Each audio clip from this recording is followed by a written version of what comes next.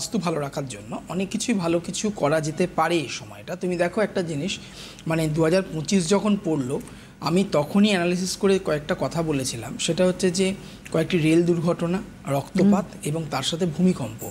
তখন অনেকে শুনে অবাক হয়েছিল, কিন্তু তারপরে একটি ছেলে আমাকে মেসেজ করে বলেছে রাঁচি থেকে, দাদা তুমি কথাটা ঠিক বলেছিলে, ব্যাক টু ব্যাক ভূমিকম্প হচ্ছে। তো ঘটনাটা হচ্ছে 25 যেমন শুভ এবং অশুভ সব কিছুরই ফল নিয়ে প্রত্যেক বছরই আমরা দেখতে পাই। সেরকমই 2025-এর কিছু কিছু জায়গা ছিল ভীষণ গুরুত্বপূর্ণ জায়গা। যেমন আমরা একটা কুম্ভের সময় পেরিয়ে এলাম, পূর্ণ লগ্নের সময়। এটা একটা খুব ভালো সময় ছিল। হ্যাঁ, মানে এটা 24-25 মিলিয়ে আমরা পেয়েছি। আবার পাশাপাশি 25-এর এই সময়টাতে মানে খুব কম হয় কি তোমার এই বাসন্তী পুজোর সময় ছট, মানে একসাথে দুটো চলছে।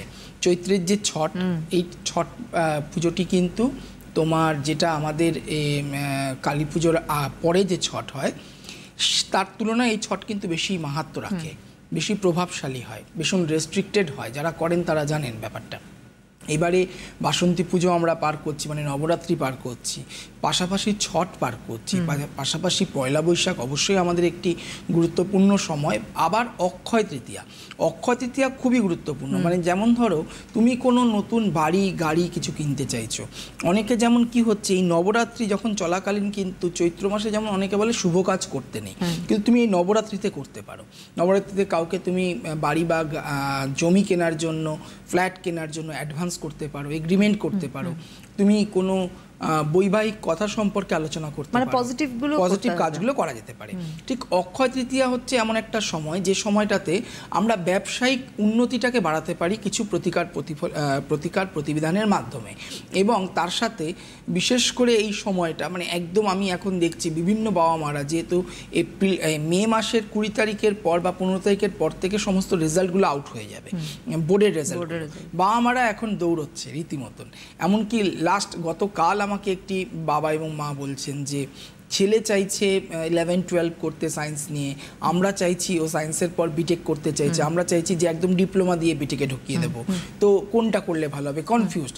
এবং অনেক বাচ্চাদের ক্ষেত্রে মানে অনেকের চিন্তা ধারণা চলে এসছে যে 11-12 করবো না, আমি ডিপ্লোমা করবো, তাহলে তো আমাকে আবার পর 11-12 করতে হবে। এটা যে ইকুইভ্যালেন্ট একেবারে, এটা কিন্তু অনেকেই বুঝতে পারছেন না, সমতুল্য।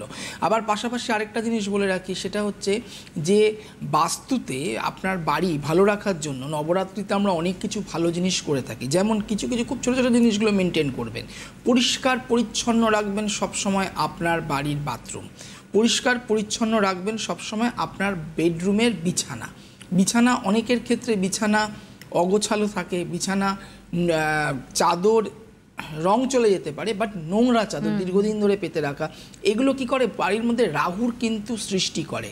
রাহুর আগমন, নেগেটিভিটির আগমন চলে আসে, তখন বাড়ির প্রত্যেকের মধ্যে দেখবে মতবিরোধ হচ্ছে, অশান্তি হচ্ছে, ঝামেলা হচ্ছে, অর্থহানি হচ্ছে, শারীরিক দুর্ভোগ হচ্ছে। বাথরুম অপরিষ্কার রাখলে, বাথরুম ভেজা স্যাঁতস্যাঁতে রাখলে, বাথরুমের মধ্যে একটি সবসময় একটা বাজে গন্ধ স্মেল এলে আপনার বাড়ির মধ্যে দেখবেন এই সমস্যাগুলো আসবে।